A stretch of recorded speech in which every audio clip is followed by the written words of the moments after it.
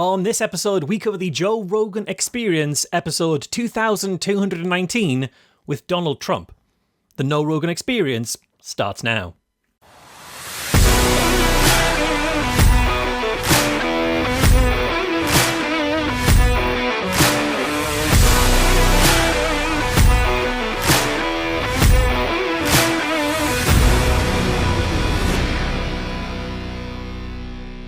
Welcome back to the show. This is a show where two podcasters with no previous Rogan experience get to know Joe Rogan. Joe Rogan is one of the most listened to people on the entire planet. His interviews and his opinions influence millions. He's regularly criticised for his views, often by people who've never actually listened to Rogan. So we listen, and then where needed, we try to correct the record. It's a show for anyone who's curious about Joe Rogan, his guests and their claims, and anyone who just wants to understand Joe Rogan's ever-growing media influence.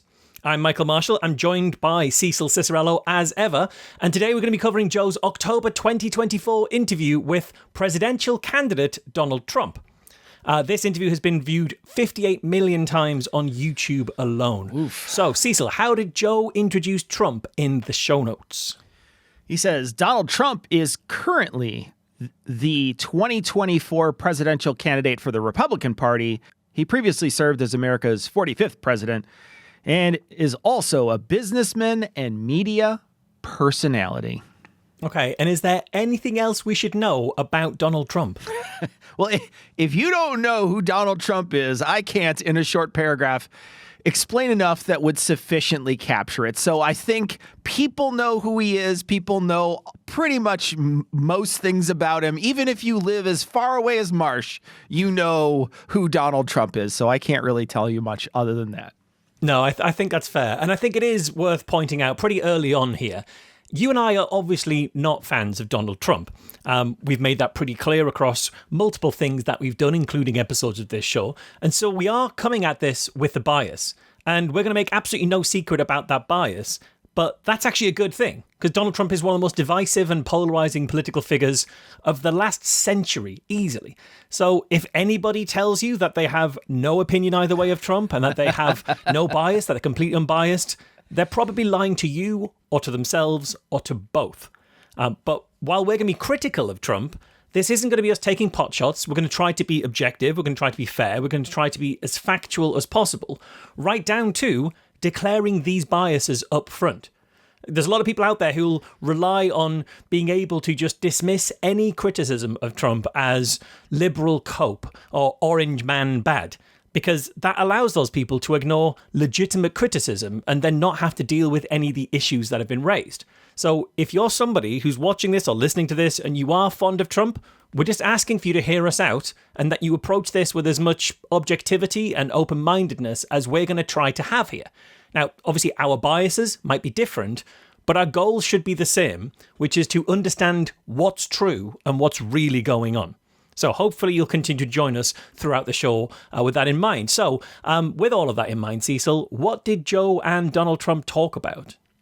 So they talked about the election, which was coming up in November. This was recorded in October.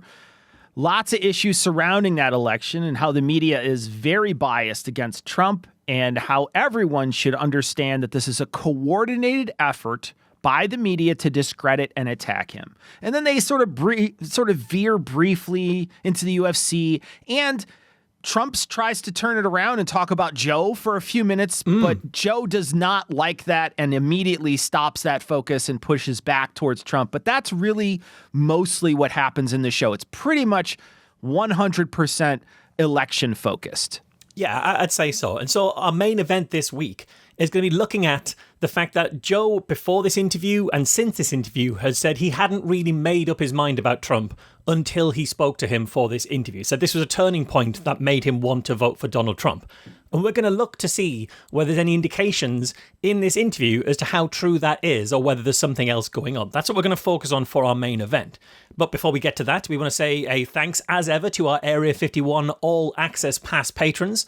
Those are 11 Gruthius, Chonky Cat in Chicago Eats the Rich, Fred R. Gruthius, Darlene, Laura Williams, no, not that one, the other one, Martin Fidel, Am I a Robot? Capture says no, but Maintenance Records say yes, Stoned Banana, and definitely not an AI overlord. They all subscribe to patreon.com/No Rogan. You can do that as well. Every one of our patrons get early access to episodes. They get a special Patreon-only bonus segment every single week. And in the bonus segment this week, we're going to be talking about Starlink, tariffs, Area 51, and how attractive Trump finds men in military uniform. So you can check that all out at patreon.com/No Rogan. But now it's time for our main event. It's time!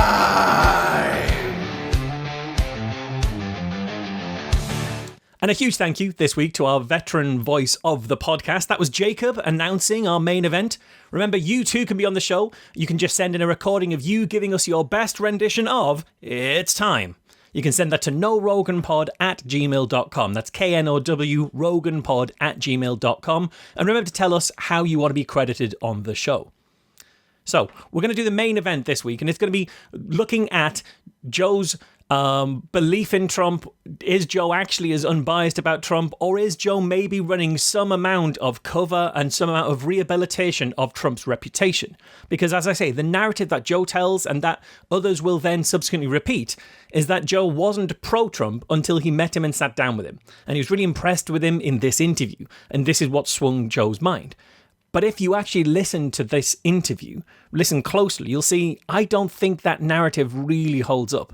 I think you'll hear Joe working pretty hard during the course of this conversation to present Trump as likable as possible and as a good choice electorally right from the off.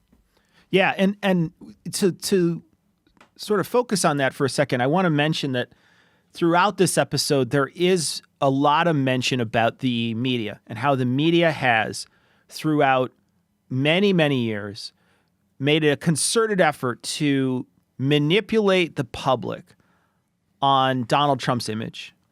And I want you to stop and think about that and wonder, is Joe doing the same thing? Is Joe doing what he's accusing the media of when you listen to this? That's just keep an open mind and think like that. All right.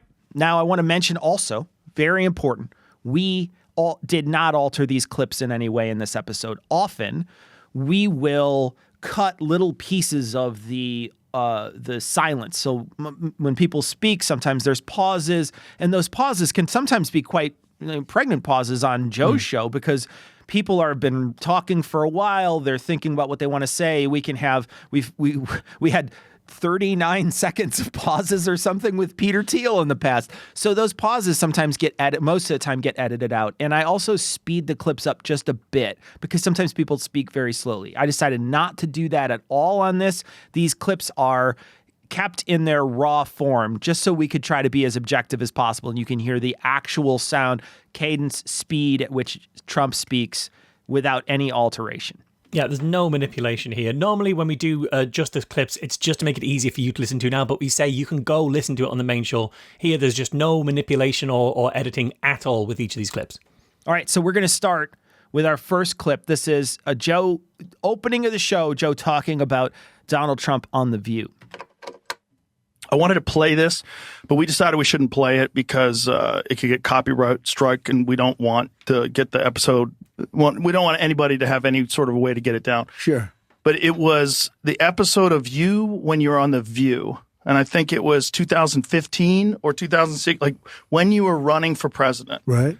And you got introduced as our friend Donald Trump. That's right. Whoopi Goldberg gives you a big hug and a kiss. Joy Behar gives you a big hug. Barbara Walters gives you a big hug. They all loved you. They were all talking about how you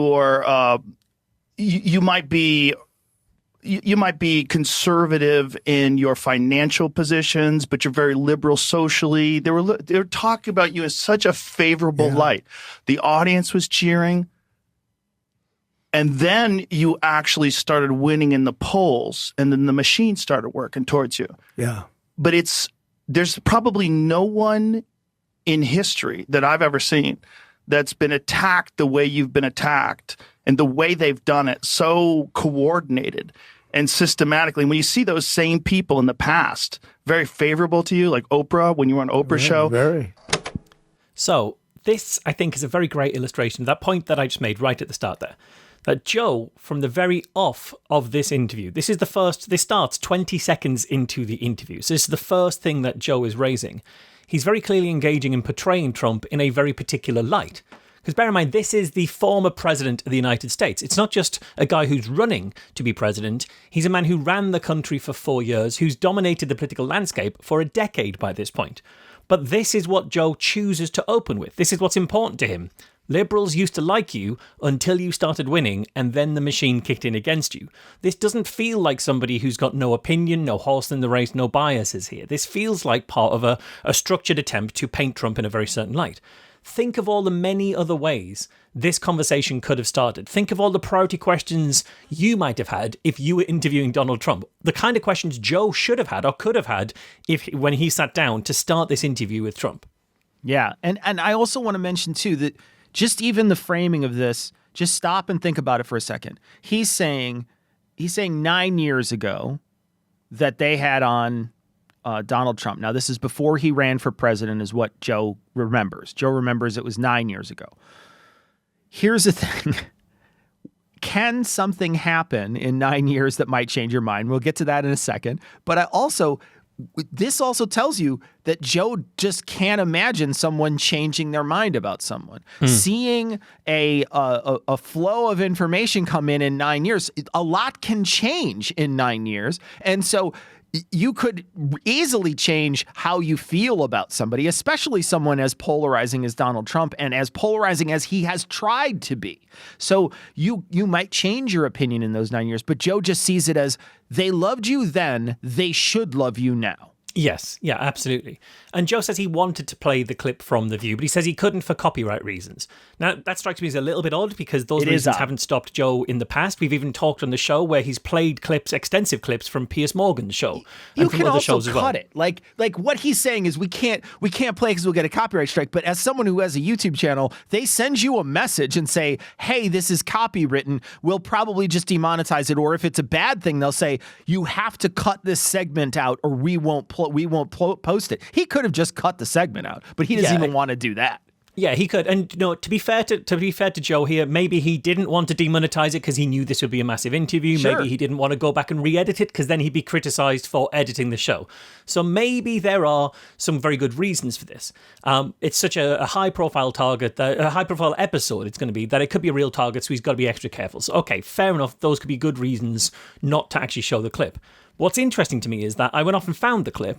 The clip they're talking about when Trump was on The View, it's not from 2015, like Joe says. It's from 2011, when he was actually running to try and stop Obama getting in for a second term. So Joe's already wrong on the framing. Okay, mistakes happen. When Trump gets announced, Joe portrays this. If you listen, he's saying, it's a big love-in. They all curve up and give him a big hug, a big kiss, described him as a friend. Really kind of really warm embrace is what Joe's painting. What we actually see is Whoopi Goldberg, when Trump's name is mentioned, giving an incredibly flat look to the camera that she holds the entire time. It's, 100%. We'll put the image up if you're watching this on YouTube. Yeah. She's got this look on her face that she subsequently has said, I was not impressed, and that's pretty clearly me not being overjoyed about seeing him. And okay, they give him a kiss on the cheek or they accept a kiss on the cheek from him, but that's just the politeness of trying to make a daytime TV show. That's the convention. They're not going to shout and scream when his name is mentioned and holler at him and those kind of things.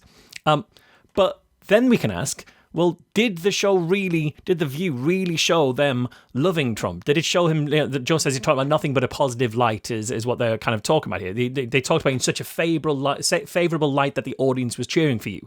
Is that true? Well, we've got that clip and we can actually play a bit of that interview now and you can judge for yourself, is Joe accurate in how he's portraying how that went down in The View? Now, this is a clip that's going to it's going to start with Joe talking. Whoopi's going to mention it for a second and then it's going to go right into the old version of The View. They're talking about you in such a favorable light. Honey, Joe, I think you missed this part. Take a look. I want him to show his birth certificate. There's something on that birth certificate that he doesn't like. Oh, my God. That's a terrible thing. That is just Whoopi, I'm telling you. He was 3 pounds. Donnie, I love you. I'm telling you. I love you, too. I think that's the biggest pile of dog mess I've heard in ages. The question is, why not show it, right? There's something on his birth certificate he doesn't on the show. It's not because he's black. Let him show has nothing to do with that. By the way, Because has any nothing to do white with it. president asks to be shown the birth certificate. When you become a president of the United States of America, Okay, listen. you know that he's Let him American. show I'm his sorry, birth that's certificate. BS. So again, is that really fair to depict as he was talked about in such a favourable light on The View?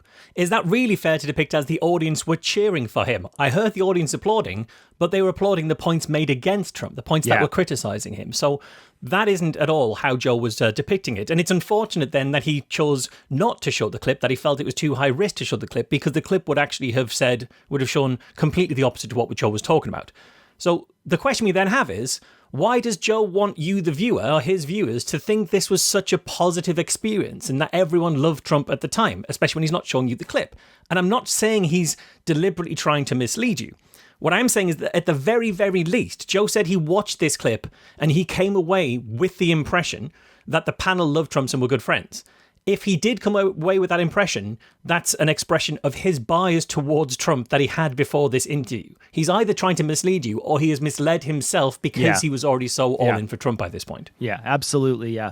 I want to focus a little bit on what I mentioned earlier, which is, can there be something that happens in the last, now Joe depicts it as 9 years. We've subsequently found out it's 14 years, right? Yep. So 14 years ago, he appears on The View.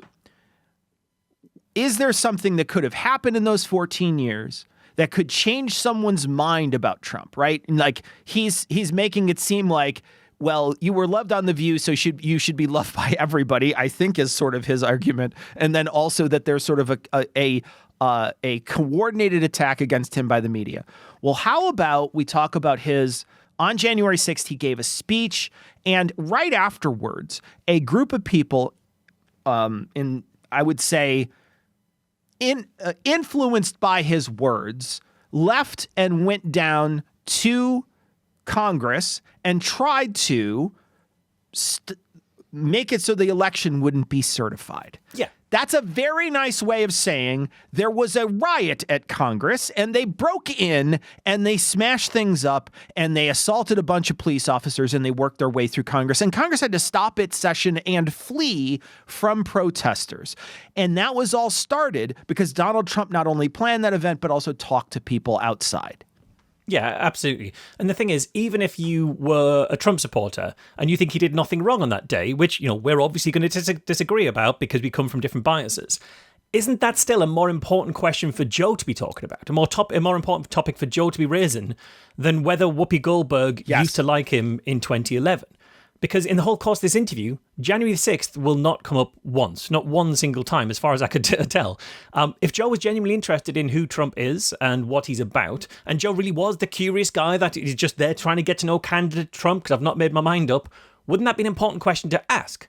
Aren't discussions about plots to overthrow democracies usually very interesting to Joe? Yeah. Normally, if there's a sniff or something like that, Joe's very interested. He's not interested at all during this conversation. Yeah, he can't stop talking about the one that happened in Ukraine. That's for sure. Yeah, exactly. He certainly talks about that one.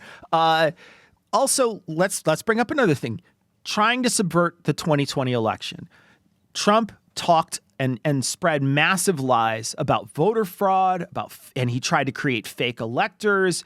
He did this, and he did this for months and has not stopped saying that he won the 2020 election, even though every bit of evidence he brings doesn't show that that's true at all. So this is something that, if you're an outsider, somebody who's not in Trump's inner circle, like Joe clearly is, if you're somebody outside, you're like, hey, man, you tried to lie to the United States. That might change my opinion of what I think about Donald Trump. I also think, we're going to talk about him interfering with foreign aid for personal gain, profiting off the presidency, the phone call to Ukraine when he got impeached. All those things might sway your opinion on Donald. Yeah, and the things that should be brought up here. And again, think about what we've already covered from Joe Rogan's show just this year alone. Joe's very upset by things like US aid, which he sees as people getting, corruption using the public purse, or people getting rich off their position in government. He won't raise anything here about that. Or, for example, the times that Trump was was charging Secret Service agents 3 times the going rate for staying in his resorts when they were there to protect him. So he stayed specifically in his properties, and he charged the Secret Service 3 times what was the standard rate because he knew they had to be there. And I'll put a link in the show notes to a Guardian article explaining that. Joe isn't interested in Trump using his influence to get Ivanka Trump's products sold in Chinese markets, to get her a trademark in Chinese markets. There's a link in the show notes about that. He's not going to be interested here at all about Jared using his connection to Trump, as his son-in-law, to get a $2 billion deal with Saudi Arabia, Jared Kushner. Those are the type of things Joe would normally feel very strongly about. They'd be very valid things to ask Trump about here.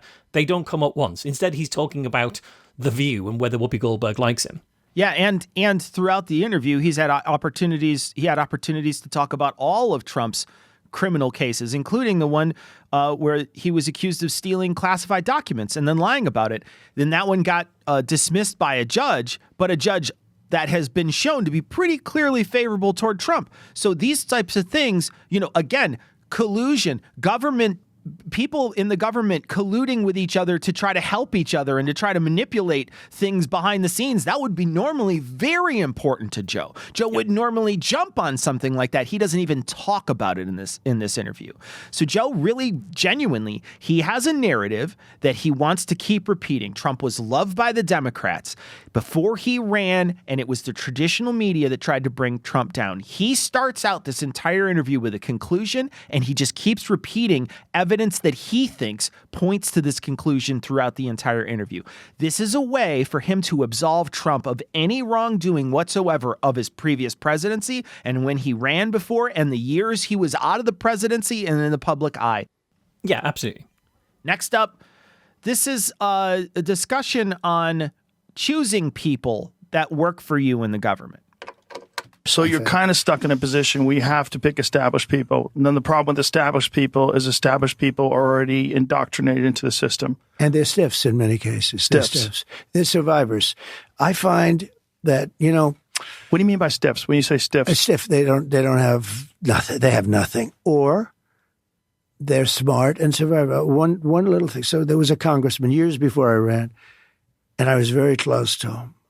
And I needed a license on something, and he was very important in getting the license. But it was a little bit controversial, the license, this particular thing that was being licensed. But I was close to this guy and helped him and everything else. And I went to him. I said, I'd like to have your help. And he said, let me take a look at it. I said, ooh, that's not too good.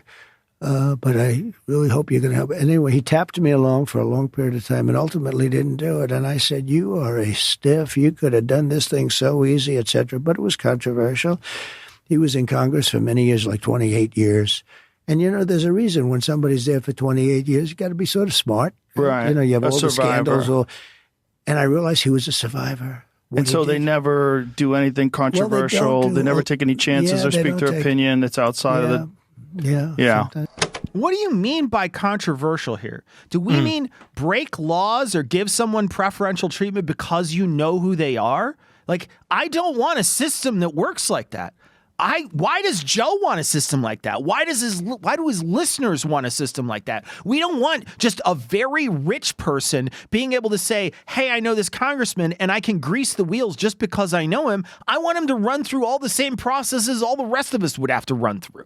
Especially for things that are controversial, whatever exactly we mean by that. Yeah, it's fascinating to me that Joe doesn't ask about that, because you've got a billionaire. Let's leave aside the fact that he's a politician. Let's just remember, before that, he was just a billionaire, admitting that when he wanted to get a license to get stuff done, he tried to use his personal connections to a politician to get around the law in a way that the rest of us couldn't do that. Joe would normally be really concerned about political corruption. Right. We talk about it all the time when it's in Ukraine. Why is that concern completely absent here? What is it about this conversation or this guest that makes him just nod this through like it's actually a good thing? All right, so we're still on appointments. We never actually talked about appointments in the previous segment. He did a little weave, which again we'll get to in our toolbox section. Yeah. And now he's going to go back to those appointments now. You're in there. You have 10,000 appointments you have to make. Like, So you're getting advice from people. And at one point in time, did you have a moment in time where you realized, like, these are bad choices? Like, some of these people I shouldn't have had in there. Oh, yeah. I think so. The one question that you'll ask me, that I think you'll ask me, that people seem to ask, and I always come up with the same answer. If the one mistake, because I had a lot of success, great economy, great everything. Everything was great. The military, we rebuilt it, biggest tax cuts in history, all this stuff. We had a great presidency. 3 Supreme Court justices. Most people get none. You know, you pick them young. This way they're there for 50 years, right? So, you know, even if a president is there for 8 years, oftentimes they never have a chance. I had 3. It was sort of the luck of the draw. But I will say that it always comes back to the same answer. The biggest mistake I made was I picked some people. I picked some great people, you know, but you don't think about that. I picked some people that I shouldn't have picked. I picked a few people that I shouldn't have picked. And neocons? Yeah, neocons, or bad people, or disloyal people, or people that were just people bad. That were into the people that bad advice. So from the start here, this is actually a pretty good question from Joe, so give him some credit there. You appointed 10,000 people. You can't do all of that yourself. You're going to take advice from others. Did you realize that some of the people you're being advised to appoint were bad choices? Pretty reasonable question if it's an attempt to get a president to be accountable for his mistakes. So, okay, that could be fine. Sure, except Joe gives Trump an immediate off-ramp from blame for all bad decisions. This is a guy that, okay, look, presidency is someone who they will spend, 24 months begging the country to do this job. They travel all over the country and say, pick me. I'm the best person to do this work. Please, please, please. Here's my resume. Here's who I'm going to work with. Please, please, please pick me. That's a 24-month job, that job interview that they do. So he picked the wrong people. We know that because he went through so many cabinet members, more cabinet members than most presidents. Yeah, he absolutely does. So Donald Trump had more turnover in his administration than any president since that was starting to be measured by the Brookings Institution in 1980. 92% of his A team were left the role after he'd appointed them. Another 45% of his second hires for the same team also left the role. That turnover rate in his first year was double the rate of the next highest president since Reagan. And people have suggested that the high turnover rate essentially stemmed from Trump's insistence on having loyalty over competence. That was his criteria. If you're loyal to me, you get the job. And that's kind of why people had to keep leaving the job for not being good enough. And he keeps letting Trump off, suggesting that he was given information that was bad and then he followed it. Look, Trump sought out that information. If he got bad information, the blame for that doesn't roll downhill. The blame for that rolls uphill. He should be better at picking people to help him. He was bad at it. He was bad at it because he had no experience. What he does is he asks him why, look, oh man, you failed in this one section. But then he just starts presenting people to blame to him. And that is the off-ramp that he offers Donald Trump. Yeah, absolutely. And the job of president is that you take accountability for what happens under your administration. If you appoint somebody and they do something terrible, it's your fault for appointing them. That's the nature of the presidency. We don't get to say, well, look at all the good things that I did. Look at all the good people I hired. That outweighs it. That's not kind of the job. All right, this next clip is talking about it starts talking about the assassination attempt on Trump. Imagine if there was assassination attempts on Biden, how hard people would be attacking the right, how they would be trying to get guns taken away from people. They would try to ramp up gun laws. They would try to figure out some way to blame you. If there was attacks if Biden got shot in the ear, we would have never heard the end of it. But I think he's in good shape because it's only consequential presidents. If you take a look at what's happened, look, I'm for having countries pay us billions and billions and trillions even dollars. I took in hundreds of billions of dollars from China. Nobody took in 10 cents, not one other president. I do things that that don't necessarily make me so popular. I just do what's right. Okay, so first off, I want to address what Joe brings up, which is, Biden wouldn't have been the same if Biden had an assassination attempt. But the problem here is that both the people here who wanted to assassinate Trump, they were both on the right. They weren't on the left, right? So that's why I think there wasn't a lot of political hay made about it in the news, is because there just wasn't anything that there couldn't be a this side versus this side thing that could be played up in the news. Instead, it was like one side doesn't like the same side, and that doesn't play as well. And no one, and since there wasn't that for Trump to grab onto, or for the Republicans to grab onto to say, look, they want to kill us, they just let it go too. Nobody really talked about it after it happened. Yeah, absolutely. But the reason I was so keen to show this clip was it feels like there's a really serious edit point in the middle there. Because, as you say, Joe is saying, they blame Trump if there was an attack on Biden, if Biden was shot in the ear. And Trump's answer is, I think he's in good shape because it's presidents. If you look what they've done, I've had countries pay us billions and billions. It feels like there's a major edit in the middle of that there, because it's his answer. Trump's answer doesn't remotely relate to the question in ways that are even more jarring than at other points in the interview where it's clear he is answering the question but not answering it directly. So in this long and unfiltered conversation, did Joe and his team edit something out? I can't be sure of that, but it certainly sounds like that's a pretty clear edit point. And that's fine. Interviews get edited all the time, except Trump specifically calls the editing of an interview with Kamala Harris election interference. Yes. You can't, how dare you edit this in order to make her look smarter than she is? This is election interference by the media company. But you can hear pretty clearly, to my ears at least, Joe is editing this interview here. Yeah, and if this isn't a cut, let's just make, to me, it sounds like a cut too, Marsha. When I hear this, it sounds like somebody cut something in. Perhaps maybe he said something negative, really, really negative about Biden there, right? Maybe he said something, maybe he even made a joke about someone assassinating Biden off the cuff, and they had to cut it out of the interview. Maybe that's possible, right? Yeah. That could be. But if it's not, let's just presume that Joe is being truthful and this is a completely unedited, 100% unedited podcast. Look, if that's the case, then that answer doesn't even match up even close with the question. Yeah. So if this was uncut, this to me would say, if this was Biden sitting in that seat, Joe would, I think, 100% say Biden is unfit to be president because he can't even follow a simple question like that. That would be proof to him that he is senile, his age has gotten the better of him, and there's no way that he could be trusted with the presidency. So either he cut it, or there is clearly something happening here. I don't know. I mean, man, if you answered that question with that answer, you weren't listening at all. Yeah. Okay, so again, we're gonna roll back to the narrative that people loved Trump. You don't tend to. Did you just assume because people loved you on The Apprentice, they were going to love you as a president? I figured it would be so easy. It's well, very it probably interesting. would have been if the media didn't attack you the way they did. If they didn't conflate you with Hitler. I mean, even today, like Kamala was talking about you and Hitler. They're going to take what you said about Robert E. Lee. Oh, Donald Trump wishes the South won. That's right. He loves Robert E. Lee. They love to take things out of context and distort things.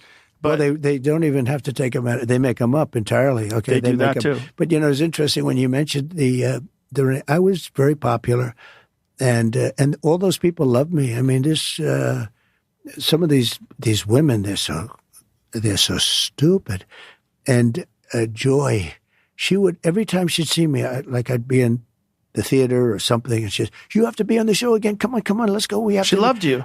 To love me. That episode where Whoopi, people should watch that episode just to see what we're talking about. Like I said, we don't want to get a copyright strike, so we're not going to put it up. But if you watch the episode, it's bananas. It's like an alternative universe. And it's only but Whoopi 9 years ago. Whoopi loved me. You. Gives you a hug and a kiss. So again, few things here. Donald Trump, they're saying he was so loved by everybody during The Apprentice and before The Apprentice. Donald Trump wasn't universally well-liked prior to The Apprentice. The character of Biff Tannen in Back to the Future 2, very clearly the bad guy of that movie, was explicitly based on Donald Trump. I've not seen the American version of The Apprentice, but the point of the show here in the UK is that the business guy is intimidating and removed, and he belittles failure. It's hardly a role that screams well-loved. That's not the point of The Apprentice. Yeah, and again, listen to what Joe is saying. He's pushing a narrative that people liked Donald Trump 14 years ago, before he was president, before he committed multiple crimes that he was charged with, and now they don't like him. So Joe's pushing that they had it all for Trump and they are trying to sell this.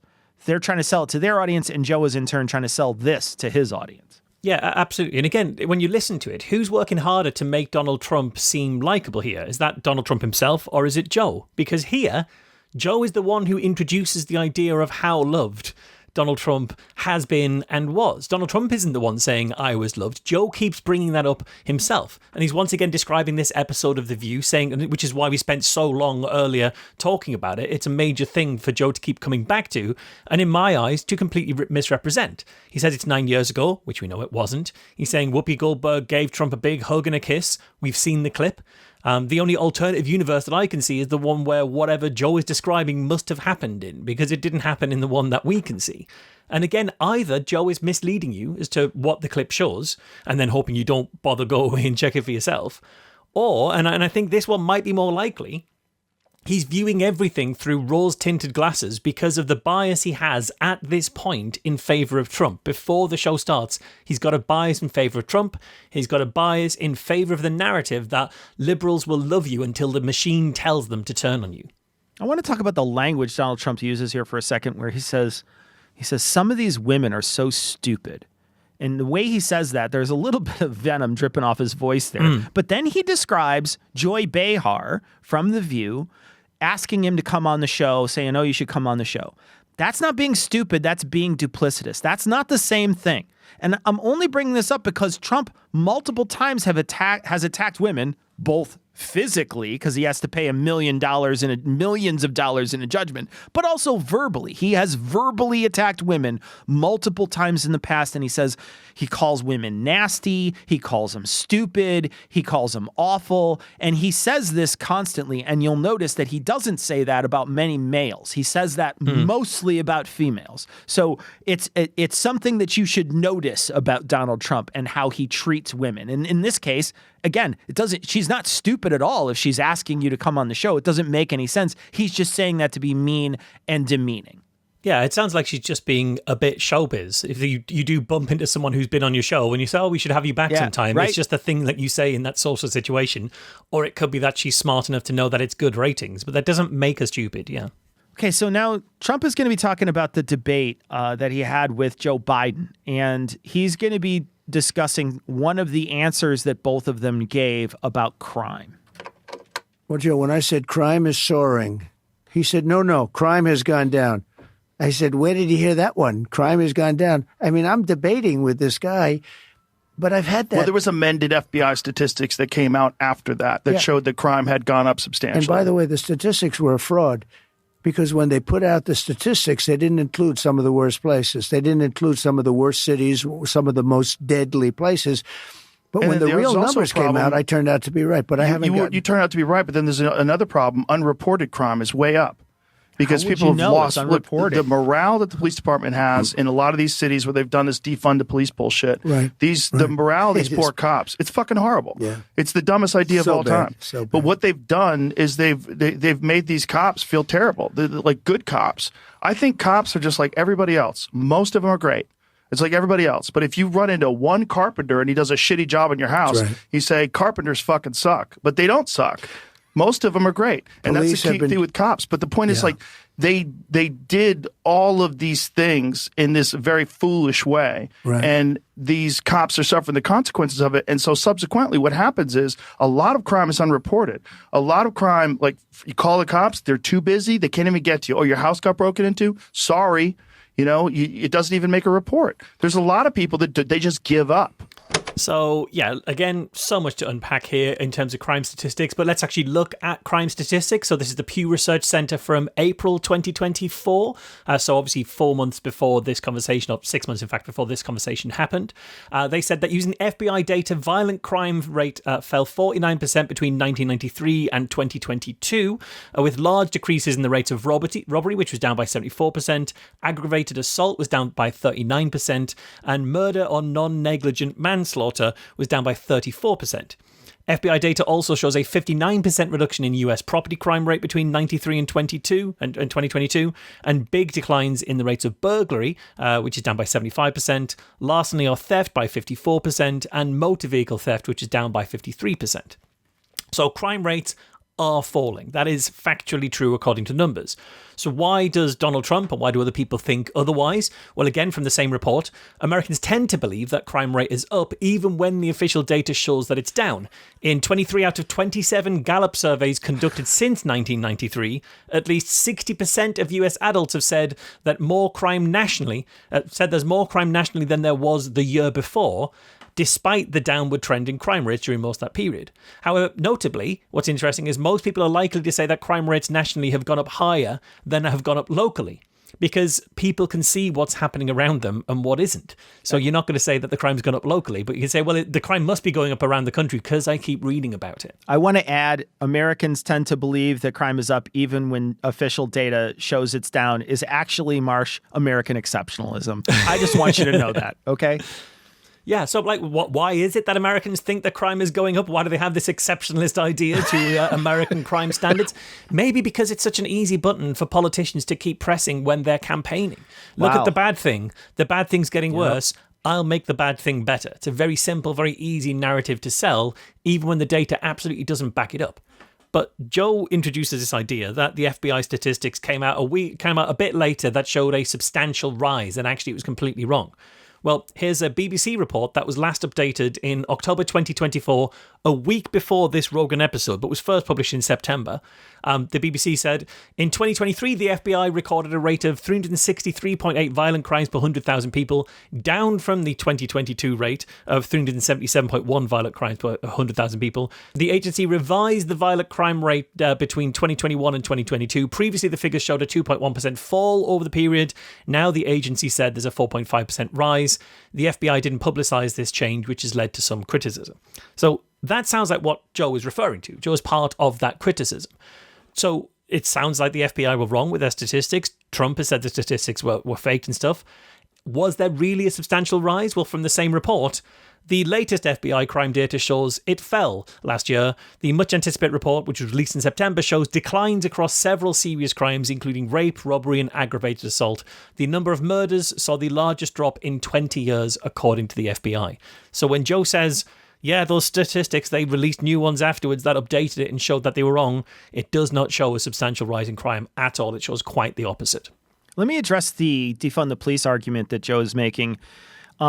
I found an article that said that overwhelmingly cities, counties, and police departments across the country are not being defunded in any way, and many of them have increased their budgets. And so ABC did an analysis of this and found that the Los Angeles Police Department had upped its budget by 9.4% since 2019. Chicago the police spending is up by 15% since 2019. And in Houston, where the homicide rate has nearly doubled in both 2020 and 2024, before starting to subside this year, local government officials have increased police spending by nearly 9%, almost $80 million from 2019 to 2020. So the idea that this defund movement has sort of swept the nation, that's not true. It hasn't. This idea that it changed how much law enforcement was available for the country it's just not backed up by any data. And also, I just want to point out too, this article talks about the morale of police and treating them like victims, sort of. The police are slowing down in their jobs. And, in a lot of ways, we could say maybe the police are slowing down on their jobs to sort of contribute to this perception to how defunding is sort of hurting them, or how the talk of defunding is hurting what they work, when that's not really happening at all. So I think that's something to keep in mind too, because police officers are the ones who sort of control the floodgates here. They're the ones who can make a decision on whether or not to arrest people or whether or not to pursue things. And so you've got to keep that in mind too. Is there something behind them maybe not reacting as quickly when they hear this negative defund, this negative idea of the defund movement maybe coming to perhaps even come after their jobs? Think about that. Your job might be on the line. Might you want to try to change and show that your job is actually very important? Might be something to think about. I know Joe would definitely think about that if it was another profession. Now we're going to talk about, again, defund the police. It's also this very irresponsible thing where people say defund the police, get rid of the police. Even Kamala Harris was a part of that. that it's a very stupid way to look at it. What you should do is fund the police. You should have better training. You should have cops that feel more appreciated. You should have something that helps mitigate this PTSD that all of them suffer through. That's right. She was a big part of defund the police. That was a big thing for her. Defund the police. Always defund the police. Well, it's a political idea, but right? Anybody with that political thought, I don't think should be running for president.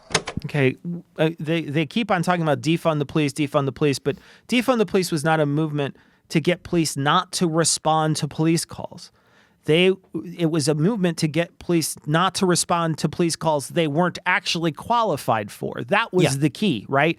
They routinely shoot people who are having mental breakdowns. So instead, maybe we could have professionals handle that particular situation and other situations where the police are, they're being sort of spread thin. They have to fulfill a whole bunch of roles. Why don't we find specialized people for those roles instead of just asking the police to handle every situation? They shouldn't have to be trained on how to handle a mental breakdown. We should have someone out there who can handle that sort of situation instead of a police officer.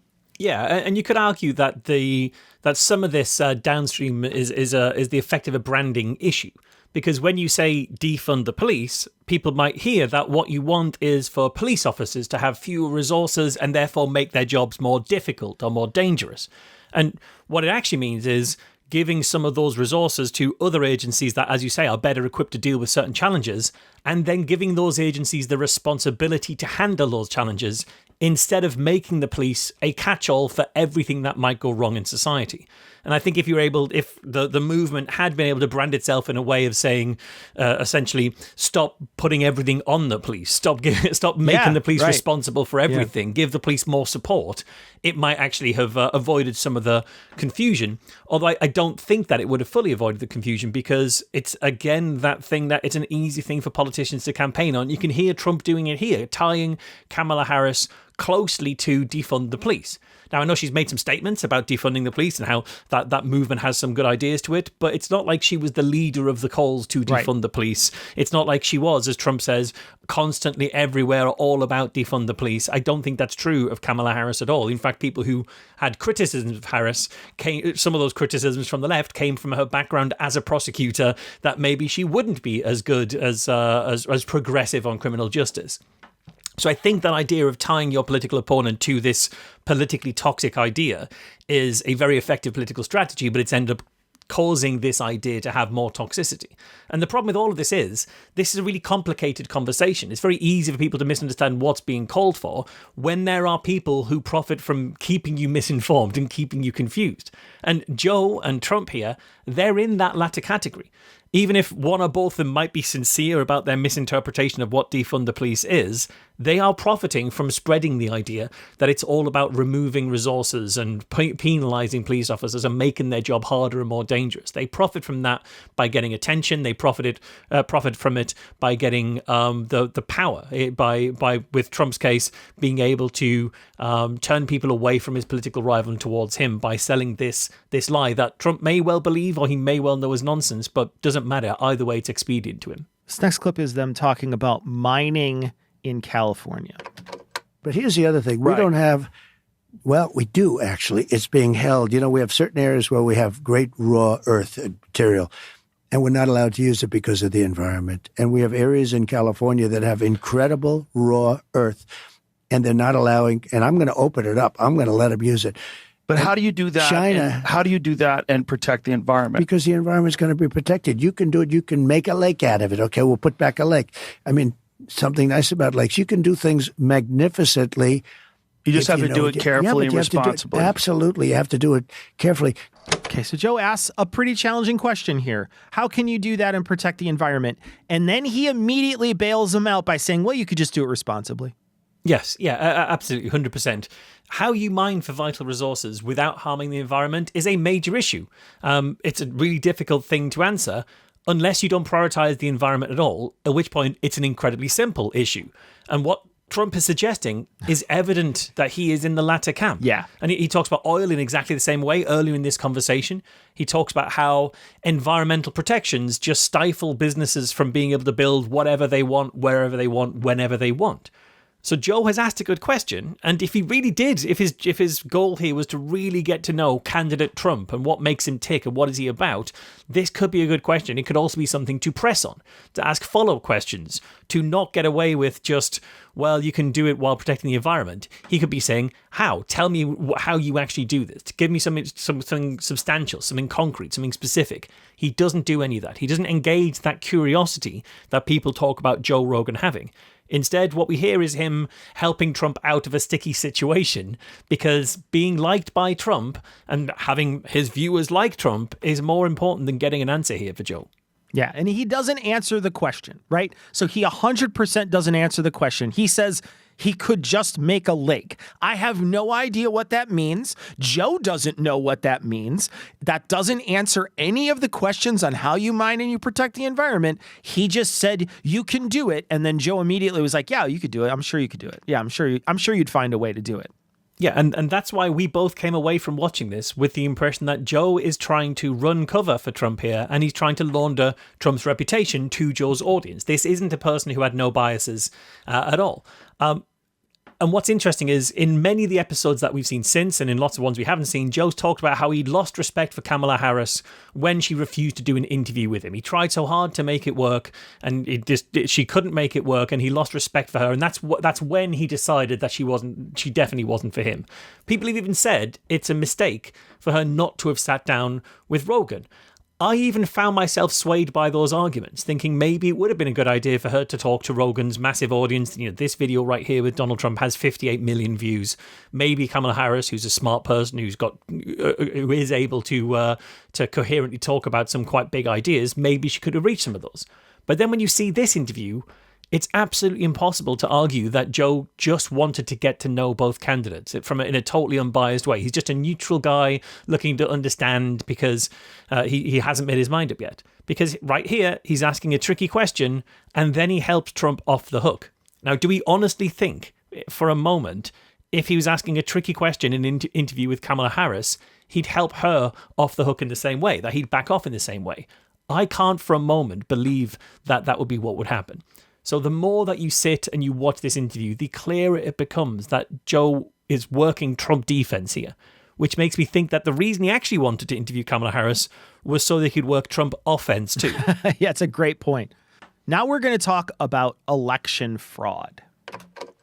It's crooked stuff. There's a lot of crooked stuff, and I wanted to talk about that too, because one of the things that people talk about with you is the denial of the results. And I think J.D. Vance did a brilliant job the other day when he was being interviewed, and they asked him, did Trump lose the 2020 election? And he turned it around and said, was there legitimate election interference in suppressing the Hunter Biden laptop story on social media? And was that a concerted effort? Well, they say it made 10-point difference, and I lost by one tenth of a point. Well, it is. They say it was 22,000 votes, but look, it was much more than that. And I appreciate J.D. Vance saying that. And by the way, I think he was a great pick.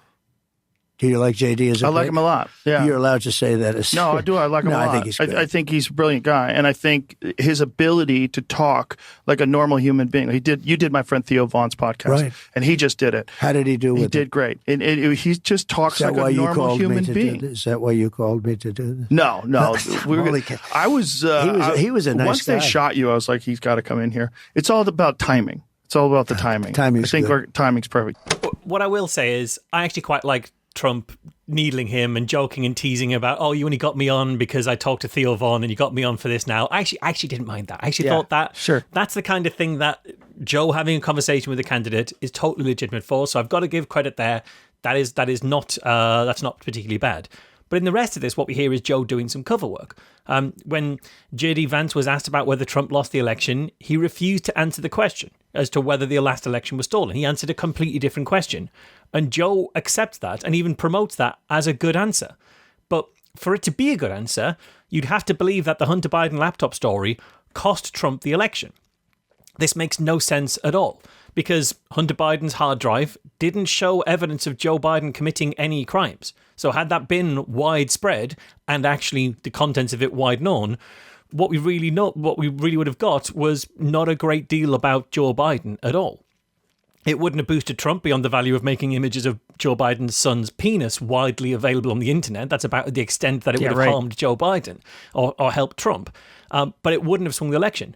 And also, the Hunter Biden story suppression wasn't particularly effective because it was a massive story before the votes were cast. Story. I mean, bearing in mind, on October 14th of that year, Trump himself tweeted about the actions taken by Facebook and Twitter to limit the story and threatened to repeal the safe harbor provisions of Section 230 of the Communications Decency Act as a result of it. So that's October 14th, before the November election, that Trump said was stolen because of the impact of that story being suppressed. So could the suppression of a story that was still all over the news a month before any votes were cast really have cost him the election? I just don't see it. I don't buy that at all. But what is interesting is Joe is right. The timing for this interview was absolutely perfect. This is 3.5 weeks before the election. Now is the time to drop. In many ways, the October surprise was Joe going all in on Trump and getting this out to tens and tens of millions of Americans.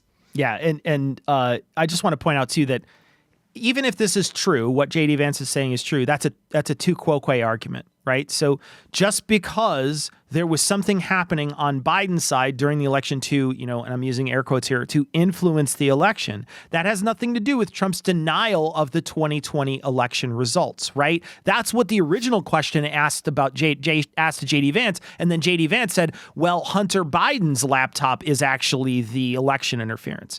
But this is genuinely sort of covering up for something that Trump was indicted for, right? So Trump was indicted for this sort of misinformation, creating fake electors, saying that there was massive voter fraud. These are things that people have criminally charged Trump with. And so for Joe to just hand wave that away with a question that was asked to J.D. Vance where he uses a logical fallacy to get around it, that's a terrible interviewer.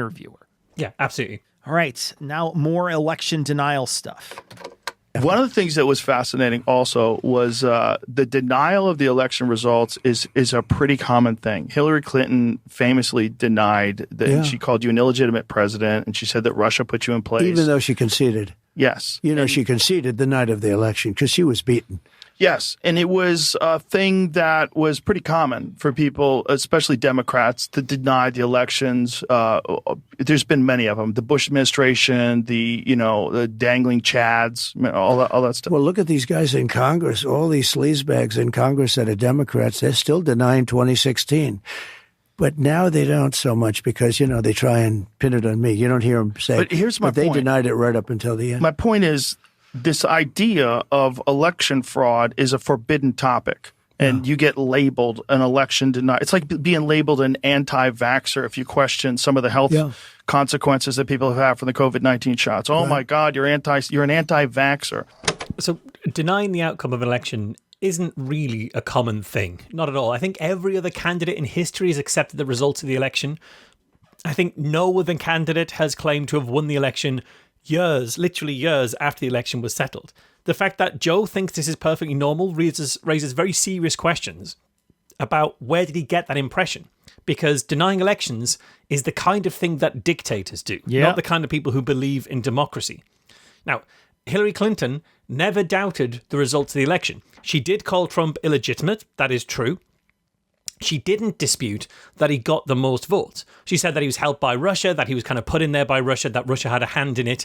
She claimed there was massive interferences, things like Comey announcing an investigation into her right before the election, which the investigation then found nothing. But by the time that it said we found nothing, it was too late. What she didn't do was say it isn't true that he won the election and I actually won it. I got the most votes. She didn't refuse to concede. She conceded on the night. Even Trump says as much. That isn't denying the election.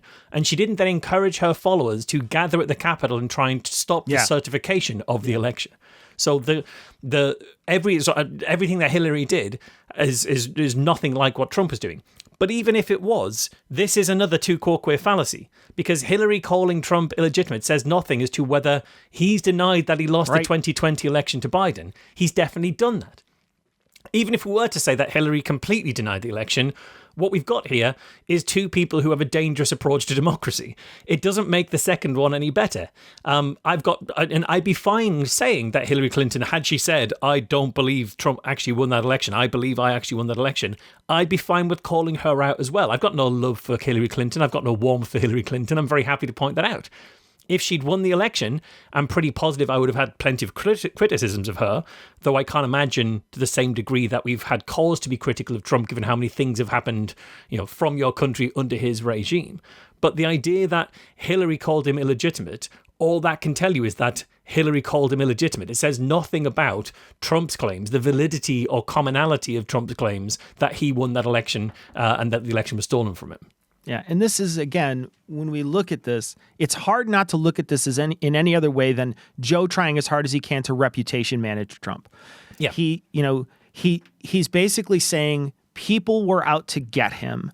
This is a man who tried to change the results of an election, and that's a huge difference from what he's suggesting even Hillary did at her worst, which is saying something shady swayed the election. That's a totally different thing than trying to, like you suggest, change the results of the election and lie about the results of the election. Yeah, exactly. And then Joe brings up Bush and that election again. I've got no love for George Bush. I've not got a great deal of interest. I'm not American. It doesn't particularly affect me. But what's interesting or what's important here is a question of scale. Because Bush contested specific ballots in a specific county and was able to do so because he had evidence. Not good evidence, but something he could point to at least. He could say these particular bits of the ballot haven't been fully stamped out and therefore these ones should be illegitimate. Yeah. He's pointing to something very specific. And we can argue about the validity of that at that point, but we're arguing about the validity of something solid at that point, something concrete. Yeah. Whereas Trump had rumours and a long succession of lies that he brought court cases about and lost every single one of them. I think barring one, and the one that he lost, the one that he won was about how close people were able to stand while watching the election or something like that. I can't remember exactly one. He definitely won only one, but it wasn't substantial, essentially. All right, so now we're going to talk more about election fraud. If you say, and what I say publicly, and I've said this a lot, it's not 0%. So if you ask me, what is the amount of election fraud in this country? Is it 0%? No one thinks it's 0%. I've never met one person, not a super liberal, progressive, far left person or a right-wing conservative. Not one person thinks it's 0%. They think when you have human beings and also you have a lot of weirdness that was going on during the 2020 elections, particularly with mail-in ballots. And you had legislatures that had to approve, and they didn't approve, and they went out and did it anyway. And you had old-fashioned ballot screwing. I mean, you had you have people going up and dropping in phony votes. You had unsigned ballots, et cetera, et cetera. There's certain people that think that they have, and there's the rhetoric is also that you're Hitler. And that in order to stop Hitler, you have to do whatever it takes. That was okay, yeah. Yeah, and this is, I mean, you're hearing this now. Kamala said your love of Hitler yesterday. So I don't buy this either. This is another fallacy introduced at this point by Joe as part of his ongoing project here to rehabilitate Trump and to excuse him. Because the number of even fraudulent ballots doesn't have to be zero for an election to be fair. The question is whether there are sufficient questionable ballots to change the outcome of any part of the election. And if there isn't, it's just a rounding error. So he's right, nobody is saying that there isn't one single ballot that is illegitimately cast. What they're saying is those numbers don't total up high enough to overturn, to count as more than a statistical outlier across any one given part of the election, let alone the entire election. And we know for a fact, for example, there were some illegal votes. And there's a story in the AP where a Pennsylvania man illegally voted for Donald Trump on behalf of his long-dead mother in the presidential election. He was sentenced to 5 years of probation. So we know that's an illegal vote. There was election fraud happening. That one particular one was in favor of Donald Trump.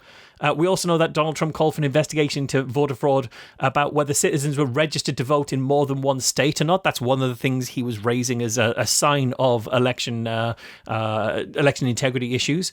But as US News pointed out, at least one member of his family and one of his senior aides and a cabinet nominee have all been found to be registered in at least 2 states. So we know there are things that Donald Trump would point to as election fraud, but they're committed by people either in his team or fans of him.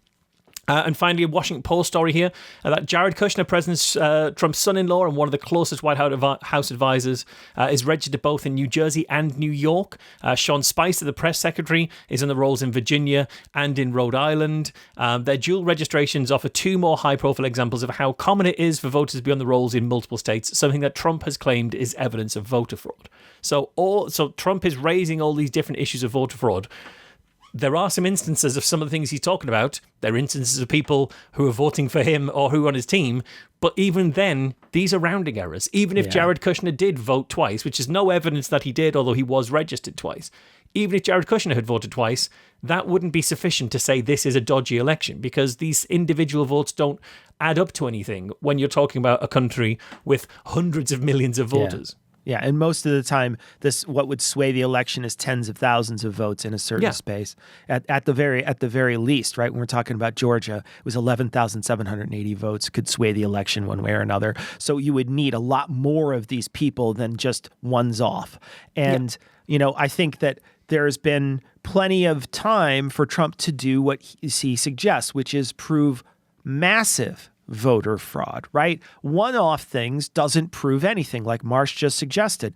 You need to prove massive voter fraud. There needs to be a concerted effort across an entire state to change the ballots. At least 11,780 in the case of Georgia in 2020. That would need to be a concerted effort that would have to take place across the entirety of Georgia. There's been no proof of that whatsoever. All that we have is Donald Trump saying there is proof and then never demonstrating that in court. That's not how we prove things. That's not how things are decided that they're real or not just because somebody said it happened. We don't take that in other cases. We shouldn't take that from Trump. And this is, again, Joe trying to legitimize and trying to do everything he can to legitimize what Trump says. Yeah, during an interview that, again, Joe keeps talking about how during this interview, he had no specific feeling in either direction. He hadn't made up his mind. He had no biases. I think we're demonstrating that just is not true. All right, now they're going to switch to the topic of Robert F. Kennedy Jr. Do you have anyone that is pressuring you to not work with him? Have there been people that are reaching RFK Jr.?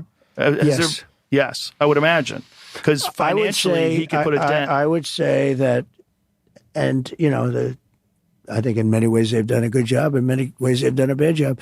But I would say that the Big Pharma wasn't thrilled when they heard that I've actually always gotten along very well with him. I've known him a long time. He's a different kind of a guy. He's very smart, great guy. And he's very sincere about this. I mean, he really is, he thinks we spend a fortune on pesticides and all this stuff, and then you end up with that chart is a terrible chart, the one previous. It's such a bad chart when you look at where we are compared to other countries that don't spend 10 cents. Right. So, and you save a lot of money. But, I've had some people that aren't exactly thrilled. You can imagine, right? Sure. It's a good question, actually. Well, certainly if it doesn't affect me. Some pharmaceutical drugs that have been prescribed that have negative consequences that these people have been profiting off of, and then you have a guy like RFK Jr. who spends an enormous amount of time highlighting those things. You could say how they'd be very reluctant to have you support him. I would say that's an understatement. So listening to this, it sort of feels like Trump wasn't particularly clear why he's being asked this, what he's being asked exactly. He sort of feels around for different responses to see which one is the one that Joe's expecting him to give. What is Joe looking for? RFK Jr., he's a good guy. I've known him for a long time. He's very sincere. We as a country spend a lot of money on pesticides. I brought in a chart that says our health outcomes are bad. Some people I'm not going to name aren't thrilled about it. And then there's a pause, and then Joe comes in and makes it clear that that's what he was being asked in the first place. But he still hasn't named any of those people. He hasn't said anything. It just feels like he's scrabbling around trying to understand what Joe wants from him here. Yeah, and also Joe, I think, very clearly wants him to answer Big Pharma by the way he even frames the question. He says, I would imagine because financially he could damage people, et cetera. He could he seeds the question with, there are people out there who don't like RFK because they can be damaged financially, wink, wink. Who do you think that could be? And then, of course, he answers Big Pharma, and then he doesn't let him really explain it. He just rushes in to explain it for him at the very end to say, yeah, they could lose a lot of money, that it could be a whole bunch of money, because he already had the answer. He wanted Trump to say, he just wanted to use Trump as a puppet for a talking point that he's been pointing out for at least, years on his show. Yeah, exactly. And you can hear at the end of Trump's answer, when he's starting to run out of different directions to go, he sort of laughs and says, that's a good question. And there's this pause. And I think that's why Joe comes in to fill it, because eventually Trump has said he realizes what Joe wants him to say. And he says that. And then I think Joe realizes Joe's going to have to do the legwork on filling in the gaps here, because Trump doesn't really fully know what direction he's trying to make him go in. All right. So now this is talking about a chart that he was given. So he was given a chart by Trump. He walks in, Joe's sitting there, and there's a chart that he hands across the table to him. We only see this chart very briefly on the screen. What's on the chart isn't as useful, I think, as to their discussion about it. Well, when you look at that chart, It's crazy. They just gave me that chart because they said you may want to discuss this topic, which I know is a big topic for you. And when I looked at that chart and I looked at how unhealthy we are as a nation, that's a pretty big thing. How are you so healthy? Is it golf? No, it's genetics, I believe. I'm a big Genetics believer. is a big factor. I really am. I mean, my father was... Unfortunately, it is a big factor for health. So I think it's really interesting that Trump has bought this graph because people have told him it's what he should be talking to Joe about. It's the kind of thing that Joe likes. So bring this chart and talk about this chart. But then Trump's way of dealing with that is to just hand Joe a printout of a chart, like it's a token offering, like it's a crow leaving something shiny outside of your door. I thought of it as you sending your kid to kindergarten with a note pinned to them, like you pin the permission slip to them so they don't lose it. He walks in and he has to sort of undo the safety pin that his aide put on him to give Joe the actual document that he had. I just think it's so. I also want to say too, this question that he comes into with, how are you so healthy? How are you so dreamy? How did you get to be so amazing? That is so embarrassing. What an embarrassing question to ask somebody. Don't let Joe lie to you, man. Come on. How biased do you have to be to ask somebody, how could you possibly be as healthy as you are? It's the kind of question that interviewers ask when a movie actor is doing the rounds promoting their latest movie. And it's just a way like, could you just speak on camera for a while so we can mention the name of your film? But the thing he's promoting is, I want to run your country and be in charge of your military. Yeah, it's a little more important. There's also a bit later on where Trump has brought in a second chart that he hands to Joe, and it's great. Joe doesn't even look at it. He just sort of takes it and then puts it to the side, and they don't refer to it at all. They don't refer to it at all. It's amazing. All right, so now we're going to talk about propaganda. I don't think I became president of the United States. I did great the second time. I did much better. I don't want to get you in any disputes, but I won that second election so easy, and not just because. But let me get to that. I want to talk to you about that. But here's the thing: I did that, and now I've gotten the nomination again. And don't forget, to get these nominations, you go against very smart people. Ron DeSantis was hot; got to go through him. Nikki Haley was hot. Had to go through her. I went through everybody. Record time, right? Record time. I got 3 nominations in a row. Won the first time, did much better the second time. I get millions of votes more the second time. And now I'm doing it a third time. And it's an incredible thing. I never get a good story. I only get bad press. Now, I will say this. It's a lot easier if you're a Democrat. If I were a Democrat, you get a lot of positive press. I would get a lot of positive press. No, it's a creepy, corrupt business, and the media, to a large extent, acts as a propaganda arm for the Democratic Party. It's not even believable. Yeah. So Joe agrees that if Trump was a Democrat, he'd get an easy pass in the press. So first of all, that's ignoring the fact that here's Trump on Joe Rogan's podcast with 58 million YouTube viewers alone, claiming at various parts of this conversation that he won the 2020 election by a long way, and Joe does not pick up or push back on that at all. As we've seen, this entire conversation has been an exercise in managing Trump's image and his likability. This is the easy pass in the press that Trump is saying he never gets, and that Joe is saying no one ever gives him. Yeah. And now consider, do Democrats really get nothing but good press from across the mainstream media? This is the 2024 election. This is October, the month before the election. They're already talking about how he's up against Kamala Harris. That's because Kamala Harris was brought in to replace Biden as a candidate. The replacement didn't happen in the context of an unbroken string of positive press stories about Joe Biden.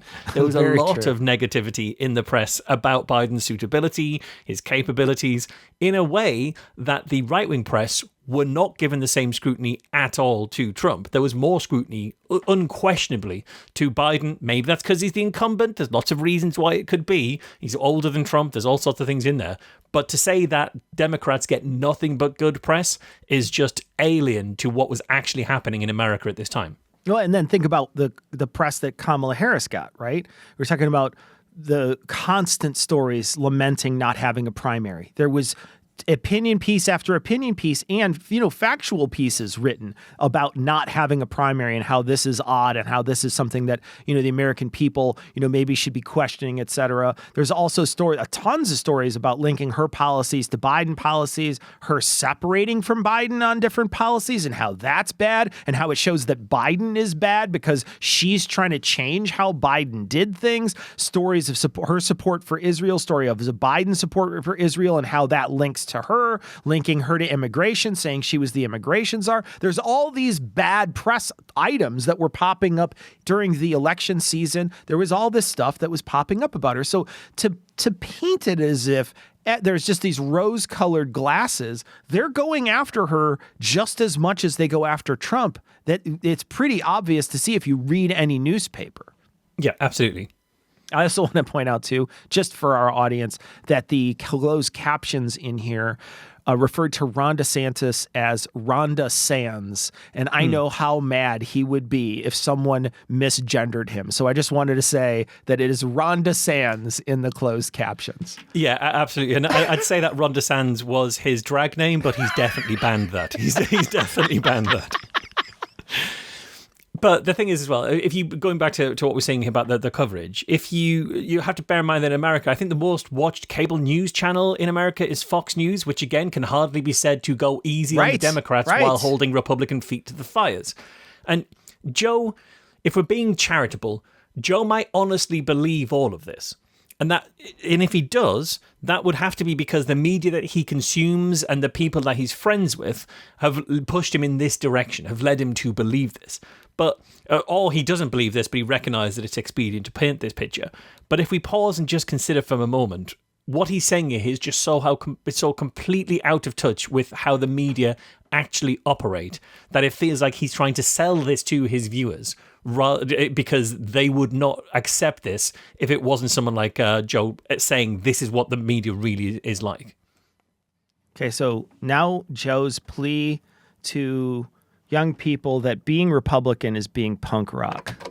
I think It's had a huge impact. Young people are rejecting a lot of this woke bullshit. Yeah, young people they are tired of being yelled at and scolded. They're tired of these people that they think are mentally ill telling them what the moral standards of society should be today. And people are upset. There's a big difference now, but even in just a couple of years, I was shaking hands with people. They're young people. The rebels are Republicans now.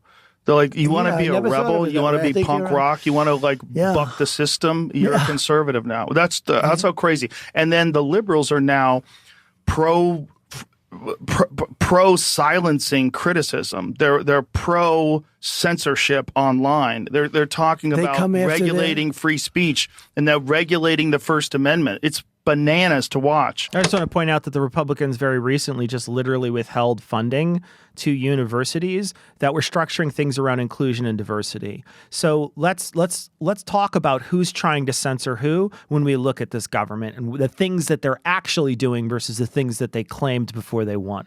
Yeah, absolutely. I mean, not to be funny about it, I literally can't visit America right now because tourists who've criticized Trump online are being detained at the border, sometimes for days, and then deported home.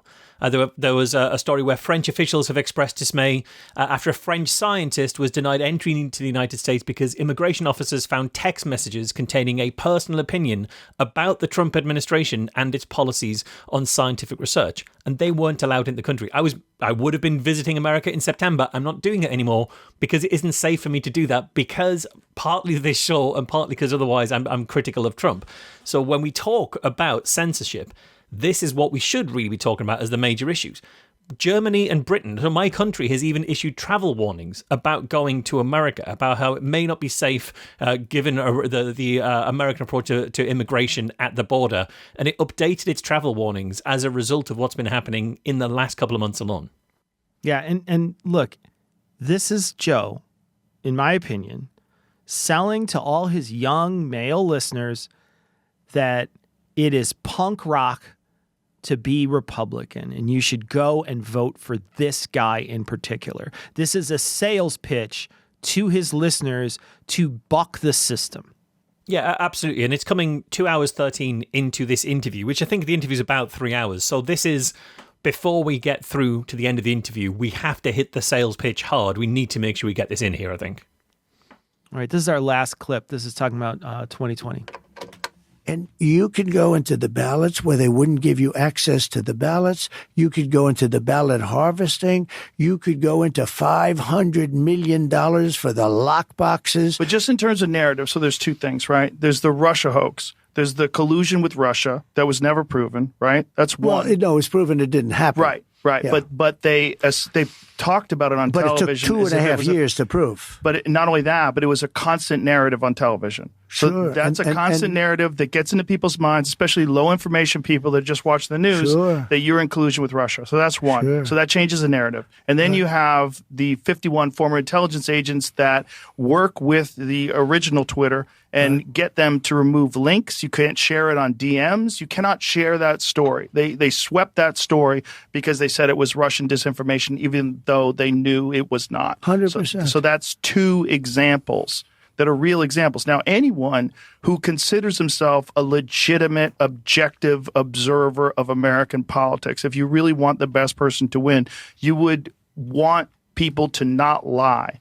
And the only reason why they got away with this lie was because they continually labeled you as this horrible threat to democracy and Hitler. Yeah. They kept saying you're going to be a dictator, ignoring the fact that you weren't a dictator for the 4 years where you were actually the president. I was actually the opposite of a dictator. I was a very straight guy. But look, those three things, you take those three things, each one of them by themselves causes the result to be different. Okay? It does. And then you can go into 100 other things. There's so many. So again, Joe came into this telling us he had no biases, he had no horse in the race, he hadn't made a decision. It sounds like he's got some very specific facts and figures about what changed the results of the election. He's talking about 51 former intelligence officers. He knows the specifics of this, so he clearly has some investment. I would say that Joe didn't so much press Trump on the big lie of the stolen election as help him tell the big lie. That's what we're seeing in this interview. Yeah, absolutely. Joe asks him to explain how the election was stolen. Trump stumbles, and then Joe swoops in with all the answers for him, and he lies and distorts it.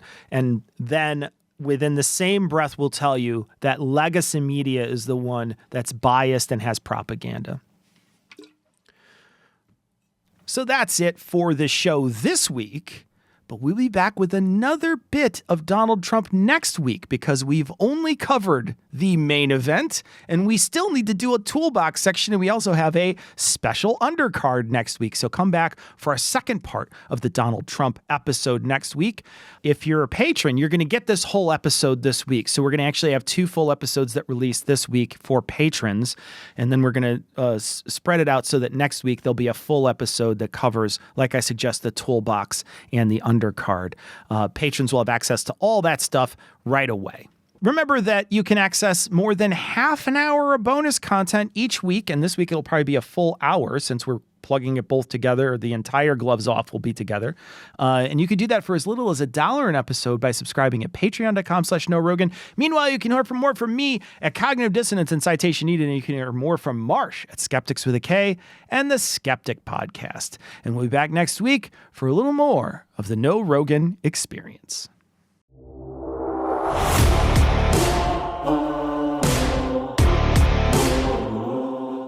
If you love the show, please rate and share it. If you want to get in touch with us, become a patron, or check out the show notes, go to norogan.com, KNOWROGAN.com.